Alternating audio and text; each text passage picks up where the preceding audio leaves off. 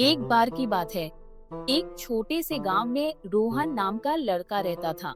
उसे पतंग उड़ाना बहुत पसंद था और उसका सपना था कि एक दिन वह बादलों तक पहुंचे। एक दिन उसे नदी के पास एक सुंदर रंगीन पतंग मिली। जैसे ही उसने पतंग को छुआ, वह चमकने लगी और बोली, मैं एक जादुई पतंग हूँ।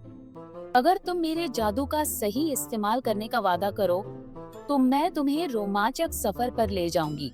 रोहन ने वादा किया और डोर को मजबूती से पकड़ लिया। पतंग उसे गांव के ऊपर तक ले गई। उसने किसानों को काम करते, बच्चों को खेलते और पक्षियों को चहचहाते देखा। अचानक पतंग ने उसे चेतावनी दी, बहुत ऊपर मत उड़ो, वरना डोर टूट जाएगी। रोहन उत्साहित हो गया और तारों को करीब से देखने की जिद करने लगा। उसने पतंग की बात नहीं मानी और डोर को जोर से खींचा। पतंग और ऊंचाई पर चली गई, लेकिन डोर टूट गई और रोहन गिरने लगा। तभी पतंग ने उसे पकड़ लिया और धीरे धीरे जमीन पर वापस लाया। पतंग ने कहा, हमेशा सलाह मानो और अपनी सीमा समझो। सपने देखना जरूरी है, लेकिन सुरक्षा भी उतनी ही महत्वपूर्ण है।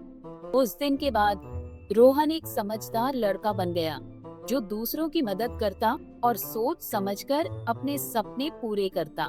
मोरल ऑफ स्टोरी: हमेशा सलाह मानो और अपनी सीमा समझो।